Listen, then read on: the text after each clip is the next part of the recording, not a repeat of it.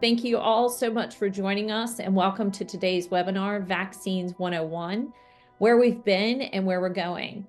I'm Candace DeMatteis, Vice President of Policy for the Partnership to Fight Infectious Disease, and I'm honored today to be your host for this important conversation about the critical role vaccines play in safeguarding public health and addressing questions that many are raising about vaccines. Today, we're really at a pivotal moment when it comes to vaccines and immunization.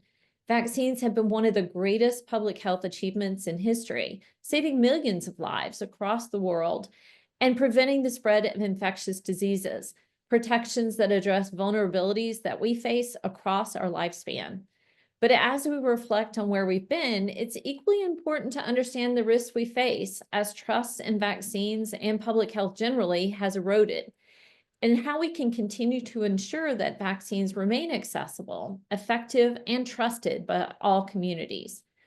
Throughout this webinar, we'll explore how vaccines work, talk about their history, how they're monitored for safety and effectiveness, their transformative impact on health, and time permitting, some of the exciting developments on the horizon.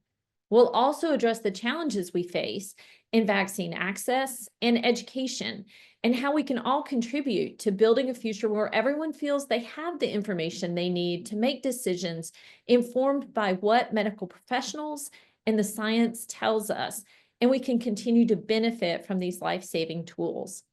I encourage you to engage with our expert speakers and ask questions.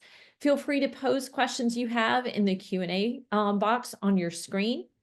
Our focus today is on vaccines and not politics, so please consider that when posing your questions.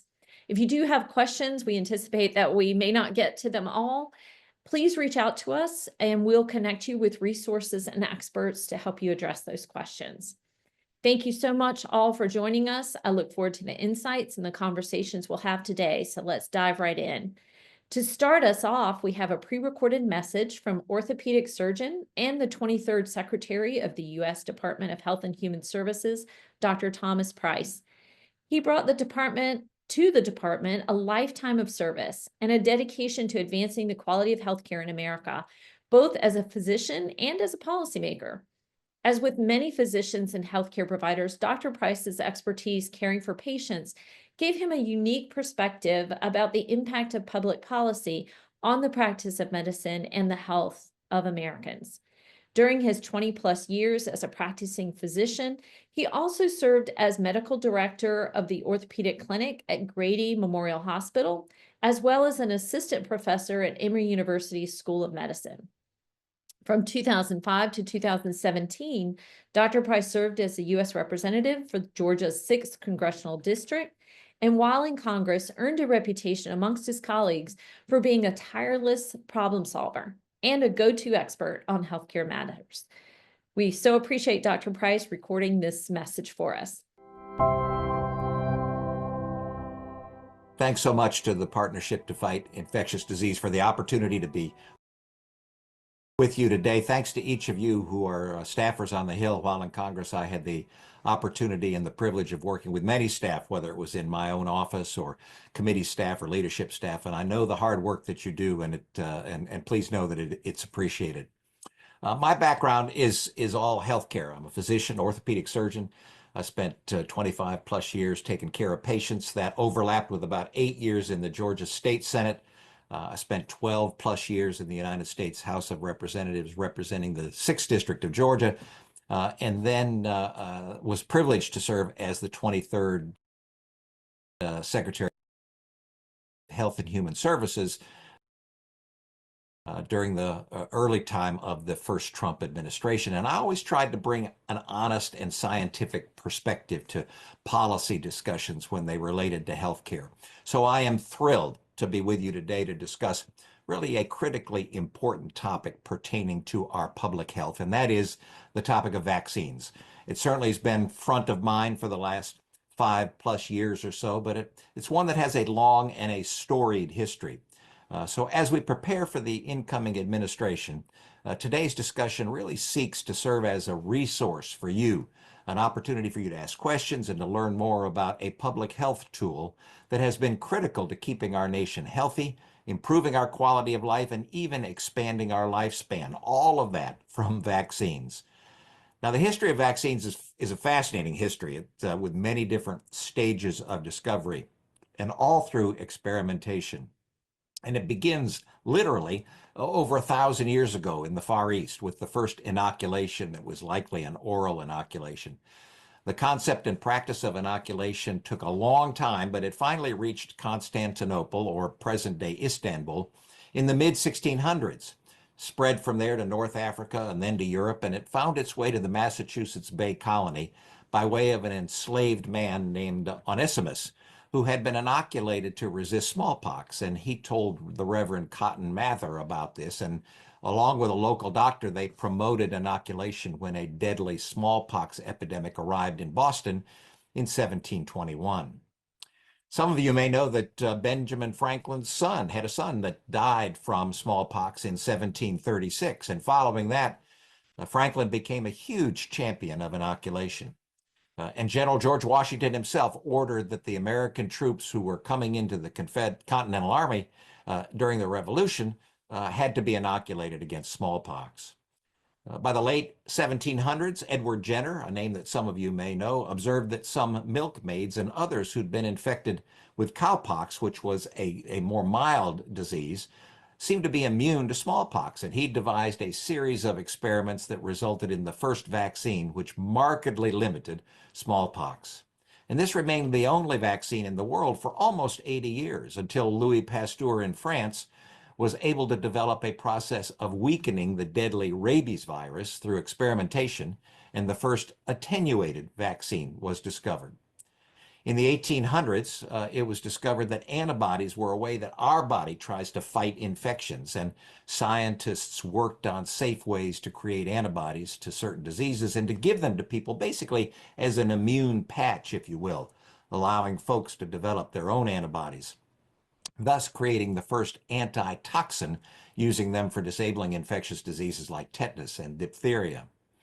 In 1902, there were several injuries related to one such antitoxin, and the U.S. government created the FDA, the Food and Drug Administration, in the first step toward regulating medicines and therapies, all because of vaccines. In the 1920s, improvement throughout the development of toxoid vaccines resulted in much greater safety in administering these vaccines. And in the 30s, when the electron microscope was invented, scientists could, for the very first time, see viral particles, which facilitated the identification of more and more viruses as causes of disease, and that resulted in more development of vaccines, including to influenza and polio and measles. In 1954, Jonas Salk developed the first killed virus vaccine against polio. And in the 60s, Albert Sabin developed the first oral polio vaccine, something that I was given as a child. And over the following decades, we essentially ended polio in the world, with only minimal disease now in Central Asia, although this could be at risk. Attention was turned then to trying to eradicate whole diseases from the face of the earth with greater international cooperation. Smallpox became the first human virus to be eradicated, with the last case being detected in 1978.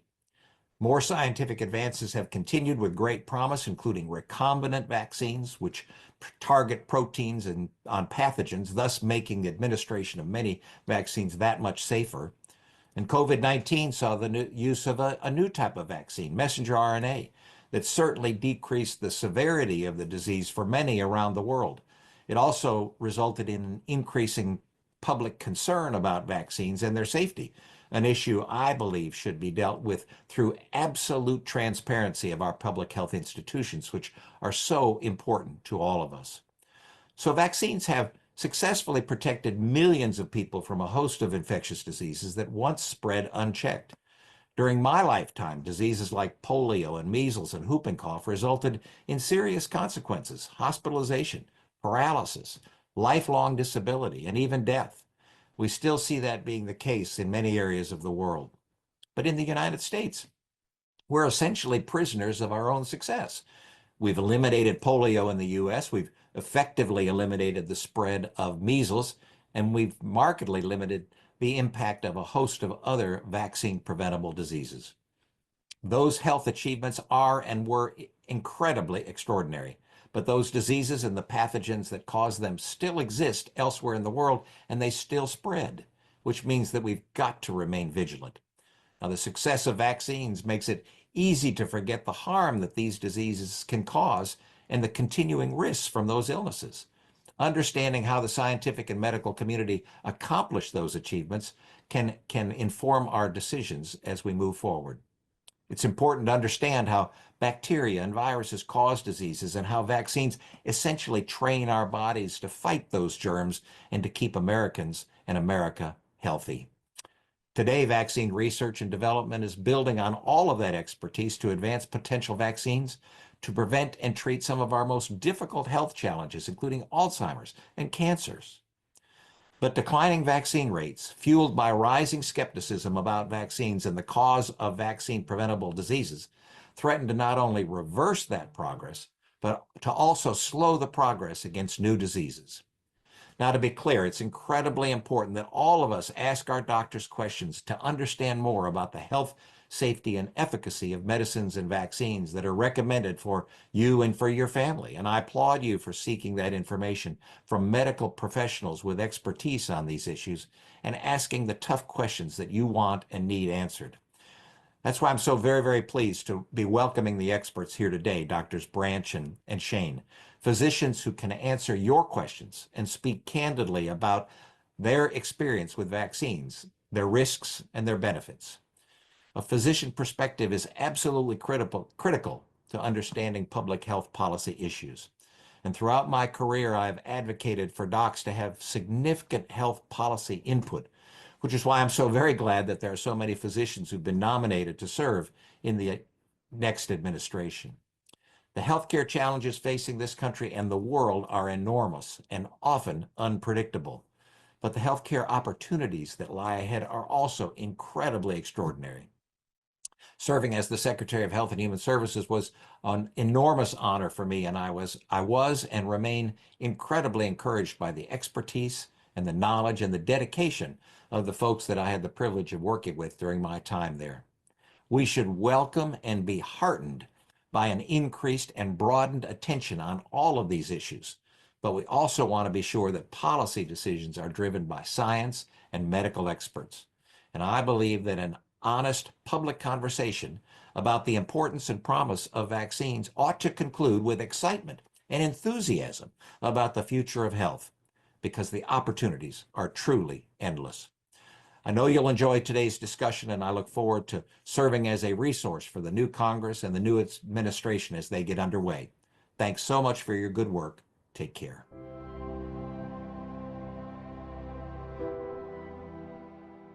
We so appreciate Dr. Price taking the time to share that information with us, and his knowledge about the history of vaccines was incredibly helpful as well. I learned a lot, and I hope you did too. Let's now turn to our live experts. I have the pleasure of introducing them both.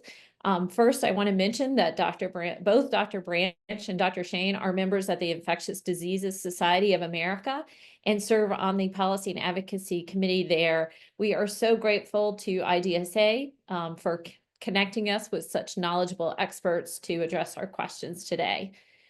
First, it's my pleasure to introduce Dr. Angela Branche. She is an associate professor of medicine at the University of Rochester. She received her Bachelor of Arts degree in biology at the University of Pennsylvania and doctorate in medicine at American University of the Caribbean. She completed residency in internal medicine at NYU Langone Hospital in Brooklyn and completed an infectious disease fellowship at the University of Rochester. Dr. Branche's focus in research involves the use of viral, molecular, and immunological diagnostic assays to explore the pathogenesis and host response to acute viral respiratory illnesses in adults. She is currently co-principal investigator for the UR Vaccine Treatment and Evaluation Unit, one of 10 NIH-funded network sites in the U.S. She is a member, as I mentioned, of the Infectious Disease Society of America and of the NIH IDCRC Emerging Infections Expert Working Group. Thank you so much for joining us, Dr. Branche. Thank you. Also joining us is Dr. Andi Shane. She joined Children's Healthcare of Atlanta and Emory University in 2006 after completing an Epidemic Intelligence Service fellowship at the CDC and a Pediatric Infectious Disease fellowship at the University of California, San Francisco. Prior to her fellowship, Dr. Shane earned a medical degree from Louisiana State University School of Medicine, followed by a residency training with an additional year as chief resident at Albert Einstein College of Medicine in the Bronx. She, in her role as Marcus Professor of Hospital Epidemiology and Infectious Control, she serves as the Medical Director of Hospital Epidemiology for Children's. Dr. Shane currently also serves as the Division Chief of Infectious Diseases. She holds an adjunct appointment in the Hubert Department of Global Health and is an Emory Global Health Faculty Fellow. We have experts in our midst, and we are so grateful to you for joining us. And I'm going to launch right into questions. And again, if audience members have questions, please put them in the Q&A box. We'll get to those shortly. As I mentioned, Dr. Price provided a really interesting overview about the history of vaccines and the remarkable success against once common scourges. He also talked about that we may be a bit of prisoners, I think he said, of that success in terms of that they've worked so well in America that, we may not understand fully the risks that we still face. Dr. Branche, I want to turn to you. He talked a little bit about how vaccines work, but I was curious if you could provide some more background about the immune system in the body and how vaccines have evolved to kind of help us develop, better resistance and immunity to these really dangerous infectious diseases. Sure, happy to. Speaking sort of more in layman's terms about vaccines and immunity, your body is designed to be able to develop defenses against infections. And the way that happens in sort of a natural setting is you become infected. That infection enters into the smallest parts of or building blocks of your various different parts of your body and organs called cells. And within those cells, they start to use the cells to make more copies of themselves.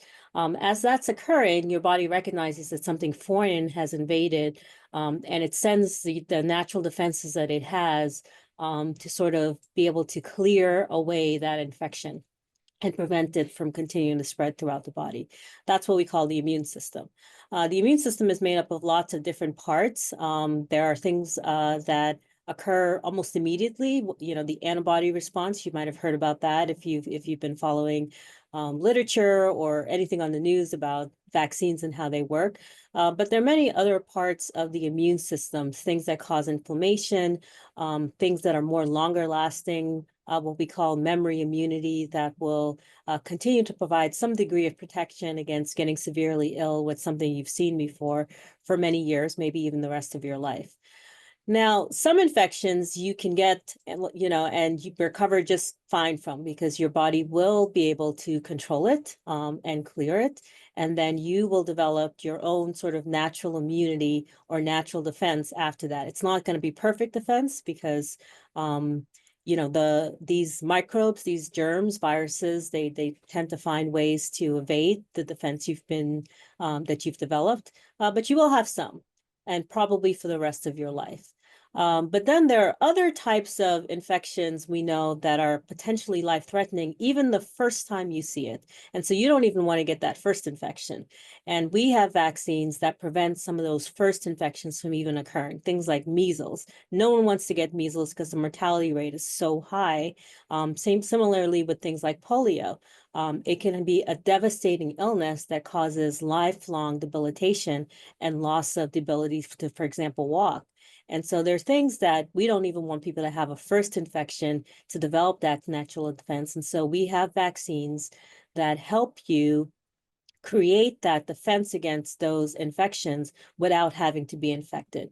And how that occurs is that rather than having your body see the entire germ, the entire bacteria or the entire virus, we just give your body a piece of that bacteria or that virus, which is enough for all the things that would have happened if you had actually been infected to occur. for you to develop antibodies, for you to develop some of those memory cells, which will continue to protect you for the rest of your life. And even a tiny bit of inflammation, which is why vaccines tend to make us, sometimes have a little bit of symptoms. And so we're allowing your body to develop defense without necessarily seeing an infection that could make you very ill, critically ill, or even be potentially life-threatening. Dr. Shane, what is your reaction to when Dr. Price said we're prisoners of our own success somewhat in the US? He mentioned that he remembers getting vaccinated against polio or taking the sugar cube, I guess. That was what was in use at the time. I personally had mumps as a child. I still remember it. It was pretty painful and miserable. I know people who've had measles. But because vaccines have worked so well, are we kind of forgetting the risks of these diseases and then amplifying, the risks, concerns about the risks of the vaccines themselves? Yes, thank you. That's a great question. And that was a great comment by Dr. Price. And I think one of the things that we have to continue to remember is that vaccines work the best when they can create what we call herd immunity or community immunity. And that's a little bit of a mouthful. But what those are is basically when a sufficient percentage of the population has become immune to an infection. And so this can either happen, as Dr. Branche mentioned, through previous exposure to the pathogen or the disease-causing organism, or preferably it happens through vaccination. And then once you have community immunity, you protect the entire community. That includes people who have not been vaccinated or exposed to the disease. So for example, younger children who may not be age eligible, or other people who may not be able to mount an immune response because of an underlying medical condition. So vaccines not only protect the individual who is being vaccinated, but they also protect the community. And so what we have found is that when those levels of community immunity drop below a certain threshold, which is different for different pathogens, that's when we start to see breakthrough cases. And so what we really want to do is continue to remind people of the importance of vaccination, because like brushing your teeth or doing anything else that you do every day to prevent something from happening, we need to continue to make sure that we vaccinate so that we don't see a recurrence of many of these diseases. And unfortunately, in some communities, we are starting to see recurrences because vaccination rates have dropped below thresholds. And that you raise a good point, because one of the things that people push back on is, if I choose not to get vaccinated, that just affects me. That doesn't affect you. You can vaccinate yourself or your children. Just leave me alone. You make your decision, I make mine. Is that community immunity or herd immunity the answer to that? I mean, I'm just curious what's the pushback there, or what's the answer to that? Is that correct thinking, or is there a problem with that? Well, I think it is really important that there are very few things that we do that can benefit not only the individual, but also the community in which they live. And so it's often difficult to predict who around you may not have a complete immune response to a particular bacteria or virus. And so really what I try to do in conversations with families is try to emphasize not only are you doing something for yourself or your child, but also the community in which yourself or your child lives. And things can happen very quickly. We can have decreases in immunities, we can have emergence of new pathogens. So the future is very unpredictable. And so making sure that people continue to be protected against those bacteria and viruses that we know exist really helps protect individuals against community-wide outbreaks, and ultimately feeds back and protects the individual. Yeah, I would agree with that. I'm very much as a physician in favor of people considering things like risk to self when you're talking about vaccinations, medications, anything that your doctor is prescribing. I think really having those conversations around risk versus benefit to me as well as a societal benefit. And I think that's a perfectly reasonable thing for people to be thinking about. For example, the RSV vaccines, right? They are approved for adults 60 years and older, but a healthy 60-year-old doesn't have the same risk for an RSV vaccine as someone in their 70s and 80s or someone with heart failure. And so you do have to have those conversations. And it's not, and I think as physicians and as scientists even, we want the risk and the benefit to be part of vaccine campaigns about, literature and knowledge of dissemination of knowledge around vaccines. But I absolutely agree with Dr. Shane that for some things like measles and mumps and rubella,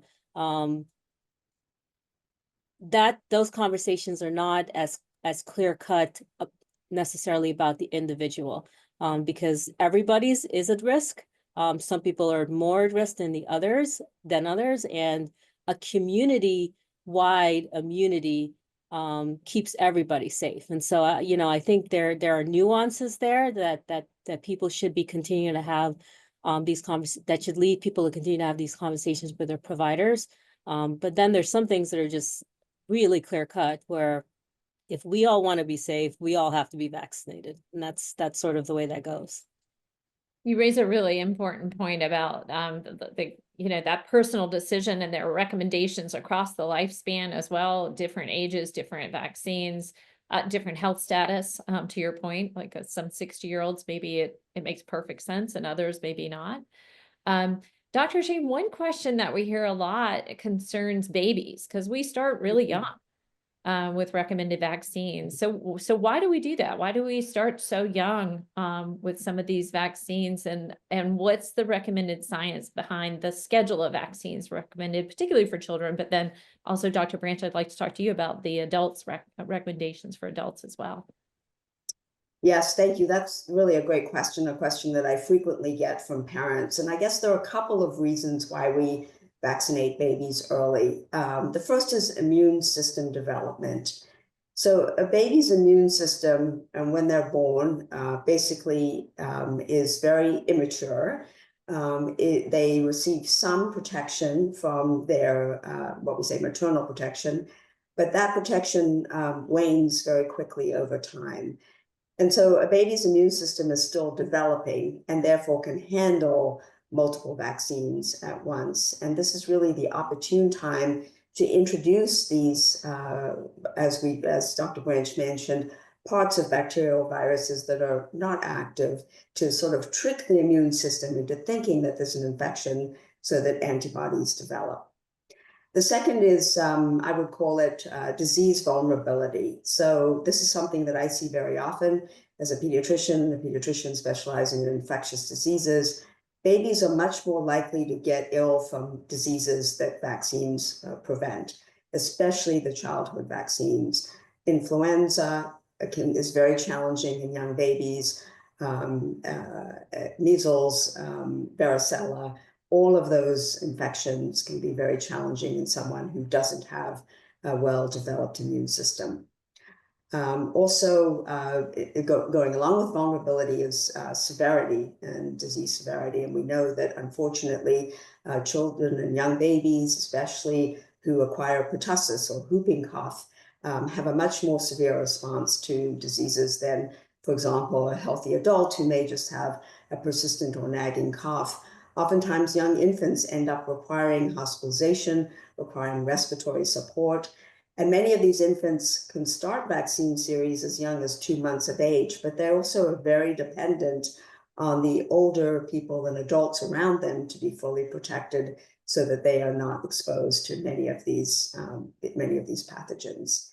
And then, as also many of these vaccines, although here in resource endowed settings, we don't think about this as much, but also, as Dr. Branche mentioned, vaccines prevent babies from diseases that can be life-threatening, not only immediately, but go on to develop consequences from that infection that can last throughout the lifetime. And obviously, a baby has a longer period of life than perhaps an older adult. So really really important that we consider vaccinating babies. And I'll mention that the schedules that have been developed have been very, very carefully researched and investigated in many, many trials, both in approving those vaccines for licensure and also post-vaccination licensure trials. And so there's always ongoing assessment of the safety and the efficacy of these vaccines to ensure that the schedules that are being devised and evaluated each year are continuing to be the optimal schedule for the current environment. Thanks.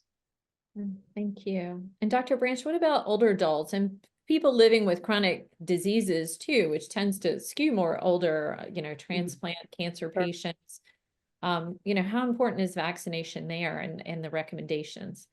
Yeah, so I think, well, I'll start by saying that many infectious diseases tend to cause the worst illnesses, the ones that are life-threatening at the extremes of life. So young children, and particularly babies, and then adults as they age for many reasons, because they have underlying medical conditions, because age in itself tends to be a risk factor for most severe diseases. Fortunately, the peds folks do a lot of the heavy lifting when it comes to vaccinations, because for many of the infectious diseases that we want to protect against, once they get those childhood vaccinations, it does tend to confer lifelong protection against many things. And so we don't have nearly the burden they do in terms of having a very crowded vaccine field once you become older adults. Interestingly enough, that's changing a little bit for us as new vaccines are being developed. So for example, now we have a respiratory viral season in the wintertime where we're administering 3 respiratory viral vaccines. We've never faced that situation before. And so sort of, working through the recommendations and the schedules for that, particularly when they're slightly different. Some vaccines have universal recommendations for all adults. Some vaccines are age specific, has become really tricky for providers. I do think it's important, though, that as much as possible, providers do adhere to the recommendations. They're based on decades of work looking at who is most at risk and what does that risk confer. Is it mortality? If they get infected, will they die? Is it being in the hospital and ending up on a ventilator? Is it, the loss of function of your parent who, was living independently and now has to live in a nursing home or assisted living facility? What is the real risk there that might, sort of motivate you to follow those vaccine schedules? So again, risk it becomes paramount as we talk about vaccine schedules for older adults.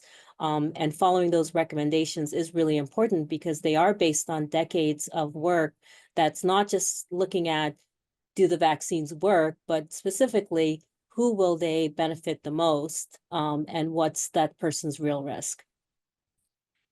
Is it fair to say, just given the widespread use of vaccines across the lifespan and globally as well, can you speak a little like that, how well researched they are, how much we really know, and the surveillance that goes on? Because I think that, Dr. Price talked about transparency. We know that there are monitoring service, surveillance that's done around infectious disease and vaccines. Can you speak to that a little bit in terms of what we do know, how widespread they're used, how long they're tracked? So what we do know about safety and efficacy. Dr. Branche, do you mind starting with that? And then I'll turn to you, Dr. Shane. Sure. I think I have sort of mixed feelings about, what's occurred with the COVID-19 pandemic. I think there was a lot of transparency, a lot of knowledge and data that was sort of put out to the public through media, and there was some misinformation there, and so that's where my mixed feelings comes into play. But what was encouraging was for people to see in real time how scientists develop vaccines, how they test them, how they get efficacy results, the deployment of the COVID-19 vaccines nationally as well as globally, the evolution of understanding its safety, because you can only learn so much from a 40,000 person clinical trial. It's just not large enough to find all of the potential rare side effects. But once you start getting vaccines in millions of arms, you will start to see rare things because, you know, we're all built slightly differently. And so I think sort of the evolution of that and the public getting to see that in real time, and that we do take safety very, very seriously when it comes to vaccines. In fact, for most of the development of vaccines, safety is the primary goal, to understand the safety of the vaccine.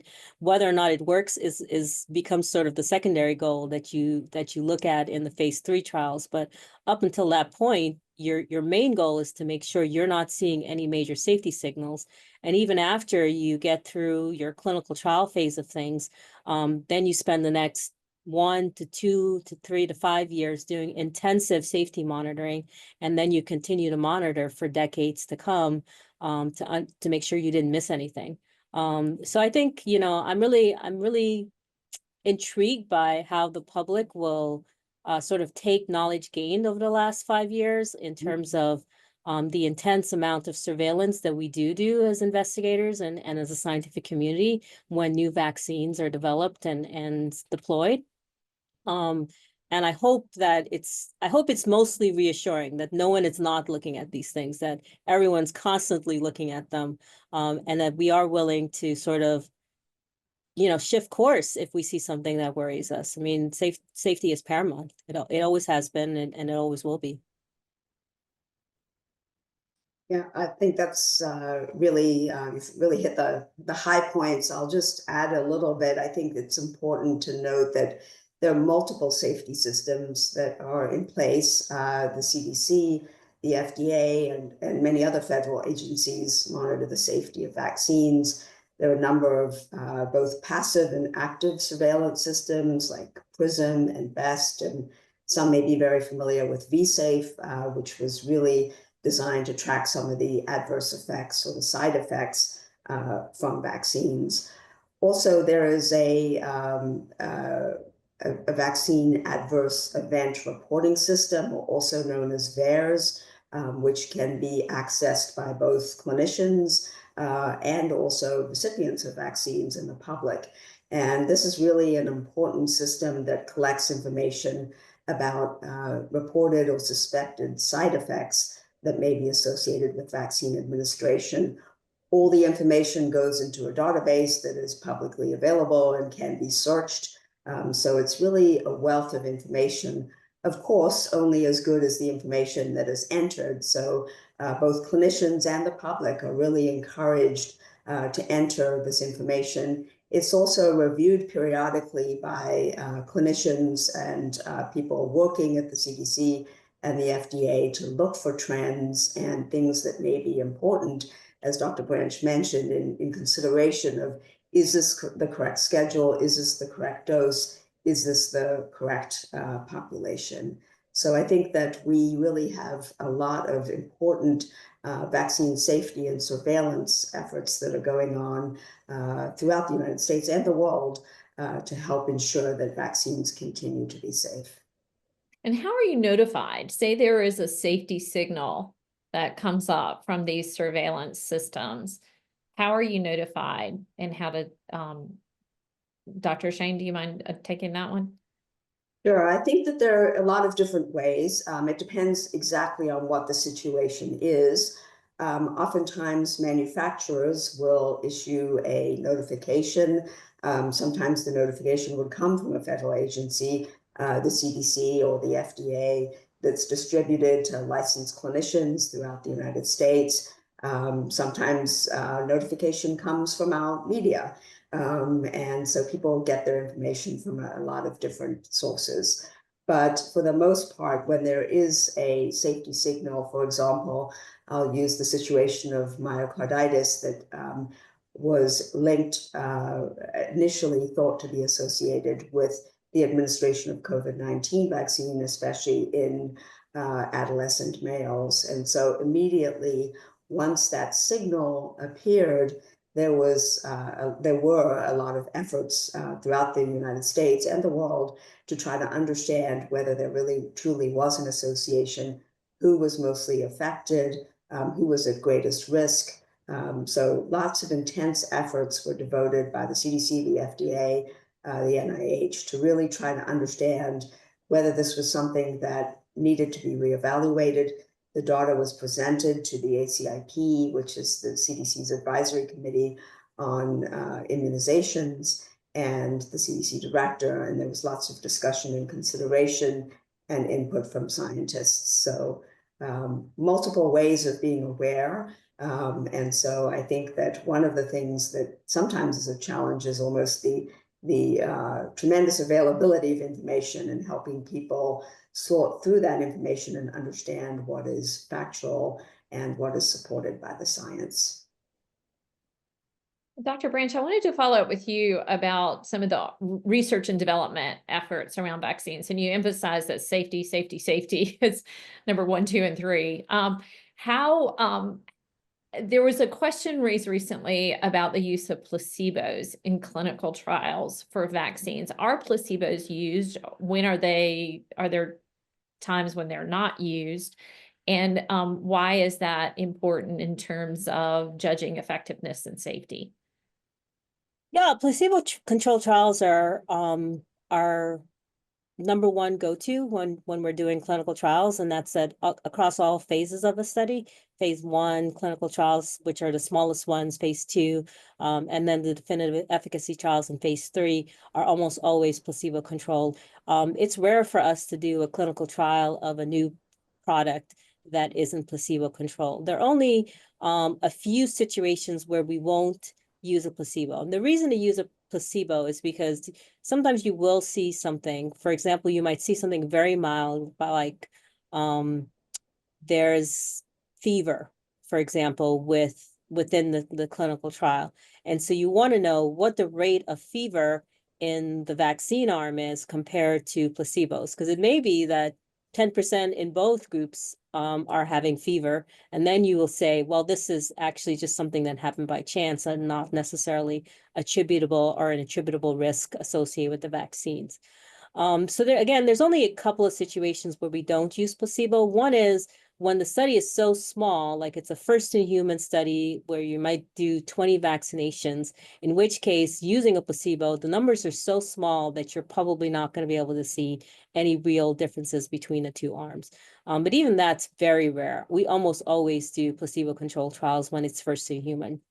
The other possibility is once something is already approved, and I'll use the RSV vaccines again as an example. It's already approved and you want to answer another question with that vaccine, it's probably not ethical to give a high-risk group a placebo. And so that might still be a phase 3 clinical trial, but this time, because you know you're vaccinating a group for whom the vaccine is already approved and recommended, but you just want to answer a different question, it's not ethical to withhold the vaccine from that particular group because you're placing them at a risk that they don't need to take.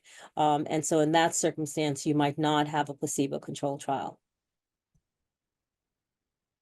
That's great. Super helpful. And Dr. Shane, I want to turn to you. One common question that comes up with childhood vaccines, particularly, is concerns that it may be linked to autism spectrum disorder, particularly the measles, mumps, and rubella vaccine is my understanding.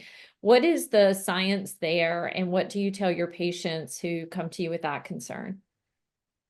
Yes, that's a great question. And, several studies have been performed that absolutely disprove the notion that MMR causes autism.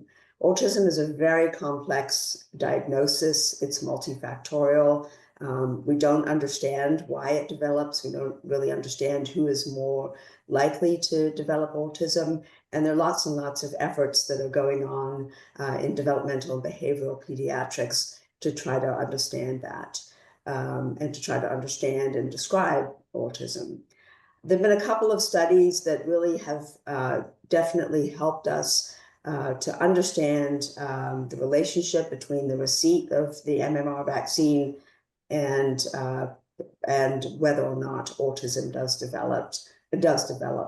In 1999, Grant Taylor and colleagues examined this, and they looked at 500 children who had autism or autism-like disorders, and they were identified. This was in England, where there were very specific registries, and then examined the incidence of age and diagnosis of autism in both vaccinated and unvaccinated children.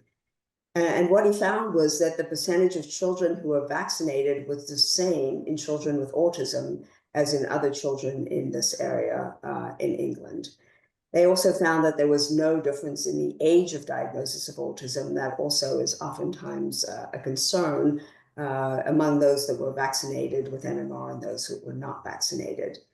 And then the other really important point from the study was that the onset of symptoms of autism did not occur temporally related to the MMR vaccine, meaning within 2, 4, or 6 months of receiving the MMR vaccine. There was then another study that was performed in Denmark between 1991 and 1998. And this study had over 500,000 children that represented about 2 million person years of study. And so about 82% of the children in this cohort had received an MMR vaccine, and their vaccination status was known through a very comprehensive registry. And what they found was, once again, the risk of autism in the group of vaccinated children was the same as that in unvaccinated children. They also found no association between the age at the time of vaccination, the time since vaccination, or the date of vaccination and the development of autism. And then there have been a number, these studies were both done in the 1990s, but there have been subsequent studies and meta-analyses that really have corroborated the findings that MMR vaccine does not cause autism. Thank you for that explanation. It sounds like there is a great deal of research that has debunked that concern. And I know many people would be very concerned about that. So thank you for sharing that. Dr. Branche, one question we've received is about boosters. If vaccines are so effective, why do we need boosters? Well, some vaccines will confer lifelong protection. A good example of that are the hepatitis A vaccines. Once you're vaccinated, likely you'll be protected for the rest of your life, and we love that when that happens. It has a little bit to do with how the virus works, how rapidly it mutates and finds ways to evade the immunity that you've developed as a result of vaccination. And it has a little bit to do with how your immune system works in general. Not all viruses or all vaccines work the same. And so while vaccines like MMR and the hepatitis A vaccines may confer lifelong protection, other vaccines like influenza do not. That's because every year we get a new strain or a couple of strains of flu, where the virus has done just enough that it can a little bit evade the immunity that you might have gotten from last year's infection or last year's vaccination. And those influenza viruses are constantly mutating. They mutate when they're inside of you and you're infected. They mutate in birds. They mutate in pigs. They mutate everywhere you can think of. They also exchange genes amongst themselves. And so we do recommend for some infections like influenza, like SARS, which is what causes COVID, that you get a yearly vaccine. And again, it has to do with the fact that the virus itself is changing, and that the best protection you can get would be to keep boosting your antibody response in particular each year to sort of better provide protection against what the currently circulating strains of that virus look like. No, thank you for that. And please keep the questions coming from the audience. One we got, I think Dr. Shane, you might be the best one to answer this.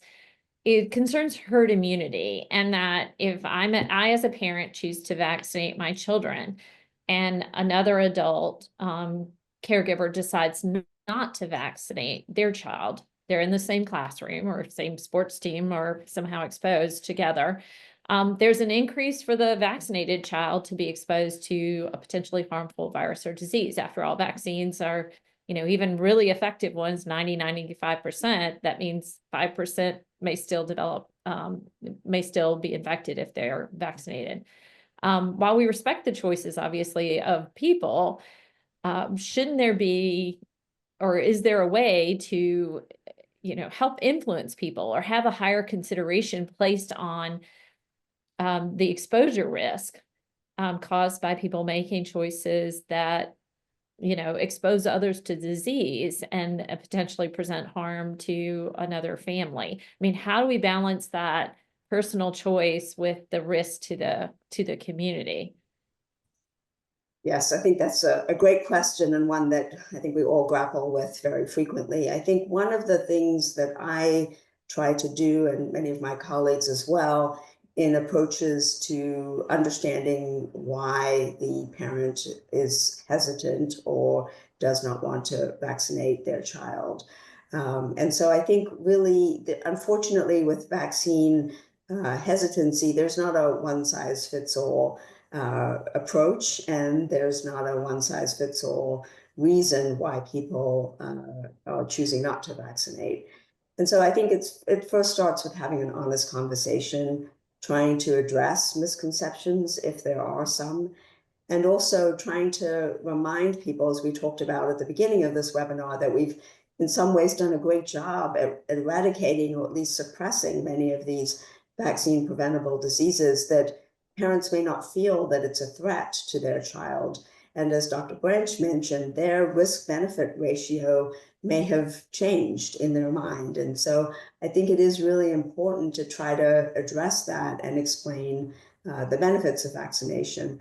The other challenge is that not only in community settings, but anywhere in the environment, if you travel internationally, you travel anywhere, you don't know individuals around you who may have been, who may be incubating and may expose you or your child to another virus or bacteria. And so what we really want to do is to try to optimize baseline and foundational protection for everybody, so that when we have vaccination, when we have outbreaks, we are protected. I'll also say that some vaccines offer some cross protection that is not only to the bacterial virus that the vaccine is designed to protect against, but to others. And I'll use rotavirus vaccine as an example. What we noticed is that there was a tremendous decrease not only in rotavirus infections once rotavirus vaccine uptake increased, but also a decrease just in acute gastroenteritis in general that was not caused by rotavirus. So there's also these not only community protection, but there's also these very interesting additional benefits of vaccines that may extend beyond the actual virus or bacteria for which the vaccine is preventing. So I think in these situations, what I really try to do is help families get their risk-benefit ratio back to understanding that the benefit in these particular situations outweighs the risk. I know, I remember reading with the mpox outbreaks that we don't vaccinate against smallpox anymore because the vaccines worked well, but it offered some protection as well. Dr. Branche, you talked about some of the exciting new vaccines that we have, more adults vaccines coming out. We now have 3 vaccines that protect people against respiratory viruses, for example, that can be quite devastating and deadly to many older adults. And you, as you mentioned, people living with chronic conditions and the like. Do we run the risk of missing out on the benefits of this new innovation with the lower vaccination rates for children and this rise in distrust and skepticism? And how do we combat it? Sure. I try to be optimistic that at least some of the lower vaccination rates in children we've been seeing over the last couple of years have to do with less medical encounters for routine things during the pandemic. I think we're in a catch-up phase right now since the pandemic with childhood vaccinations, because perhaps people weren't seeing their doctors for routine visits as much in 2021 and 2022 and 2020 at the height of the pandemic. So I think the next few years will be telling to really help us understand if we're just catching up, or if we're truly seeing sort of long-lasting, sustained vaccine hesitancy or vaccine deferral in children and in pediatric populations. Having said that, I do think there's some vaccine fatigue on sort of a global level across the lifespan. And I do think that people are now sort of more primed to ask questions on the benefit of these vaccines, having come through sort of the visibility of the COVID-19 vaccine strategies and campaigns. And I think that is okay as long as providers are able to really have the right conversations with their patients around benefit and risk. And then again, I think the next few years will be telling. But I'm a respiratory virologist. I've been studying RSV and helping sort of develop the vaccines for RSV over the last decade or so. And considering that last year was our first season and we had, about 25% of people who were eligible actually get vaccinated, that's not actually bad when you're not in a pandemic. That's a pretty good response for a first season where availability is not, perfect yet. And we're still disseminating information. We're still helping providers learn how to recommend these vaccines and who to recommend them to, and everything is constantly changing. And so, to be determined. The other thing that I will say, as a provider, and I think even as a future recipient of some of these vaccines, it's just kind of a challenge to know that I have to get 2 vaccines at the same time, maybe even 3 potentially, or my doctor's recommending that I get 3, or I'm the person recommending to my patient who I'm not going to see again until June that they get 3 vaccines. It's really hard. So I'm hoping, and one of the things we're working on as a scientific community is there a way to co-administer some of these vaccines within the same inoculation the way we do in kids? And I think if we can do that, and we're talking about 3 respiratory viruses, maybe 4, if you've been following metapneumovirus news recently, if we can do it for 3 or 4 viruses, I think that'll make it a lot more palatable to both providers and patients. Yeah, and the fewer needles, the better. Yes. Dr. Shane, that's one question that also comes up with children's vaccines and the recommended schedule. There's a lot of pushback in terms of the number of diseases children are vaccinated against at one time and how that has grown over time. Are children being exposed more, through these vaccines? Are they, have they changed over time? Are they a little weaker? Are they stronger? I'm just curious in terms of how those recommendations are done. Is it like Dr. Branche said, it's an opportunity. So you want to, you want to vaccinate as many as, against as much as possible and offer as much protection during that visit? Or, what's the science behind that? Sure. I think one of the things that has fueled the increase in the number of vaccines that are recommended is just our scientific discovery and being able to provide vaccination to prevent these diseases instead of actually having to have the natural infection and running the risk of either death or some post-infectious complication. And so, some of the challenge is that these infections are very real and they still exist. And if, as I mentioned, if we drop below a certain threshold, then we're going to see emergence of these bacteria and viruses. And so, and illness in our populations. And so I think one of the things also is it's also a little bit of a challenge in the vaccine delivery world is that access is always a challenge for everybody. And so if we can, as Dr. Branche mentioned, provide multiple inoculations that have been studied at the same time and understanding that it is safe and efficacious to give multiple antigens in a single vaccination, then that is something that we can, that is actually really, I think, appreciated by families and certainly individuals as well.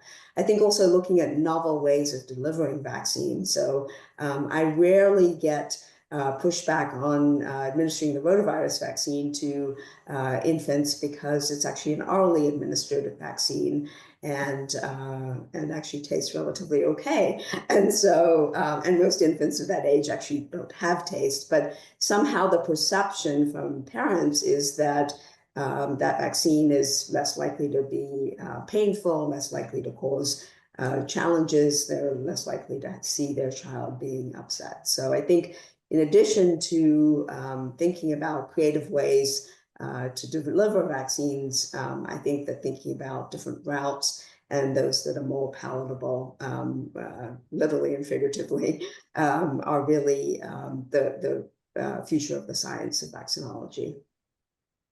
Thank you so much. We have come over our time a little bit, but we had a few more questions come in, so we may follow up with you offline for those if you don't mind. But thank you both so much, and thank you to our audience for joining and posing great questions.